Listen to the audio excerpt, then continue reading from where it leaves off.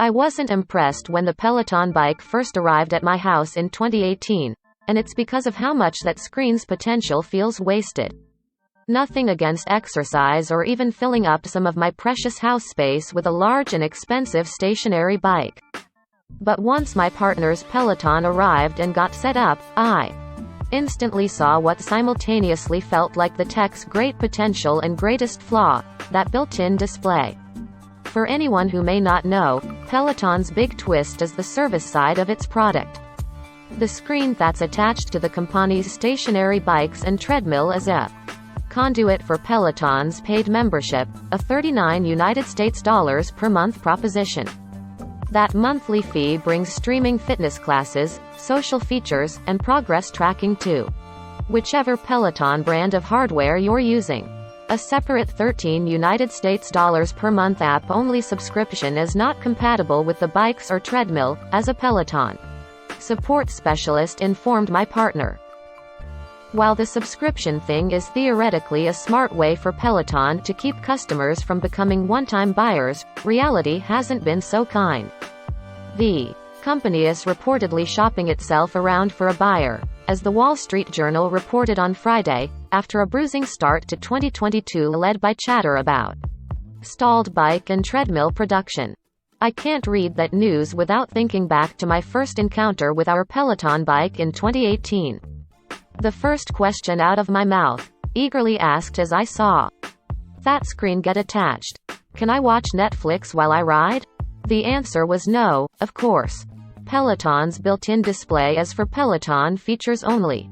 You can hack your way into a browser and stream stuff from there, but something like that ought to be a feature rather than a bug. That oversight has always bothered me. Yes, Peloton's primary interest is in getting you to sign up for the monthly subscription. But structured, hosted exercise time isn't what I want when I climb on a machine like this. I just want to get in a workout, and do whatever I can to distract my overactive brain from fixating on the strenuous activity. You can hack your way to Netflix and stream stuff from there, but something like that ought to be a feature rather than a bug.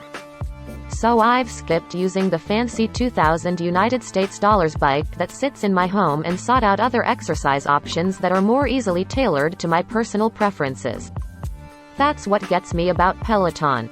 It seems like such a perfect solution for someone like me who wants to stream things while exercising.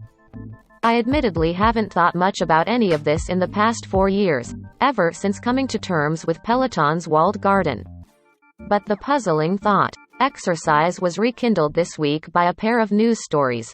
First, that Peloton is looking for a buyer, and second, that Google is reportedly deprioritizing its Stadia cloud gaming service in favor of a business-facing product that provides the tech to other companies.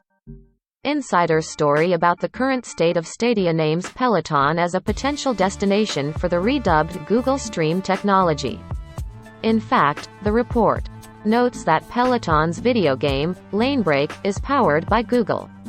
The moment I read that, my mind was once again filled with all the what-if possibilities for the stationary bike I've never touched.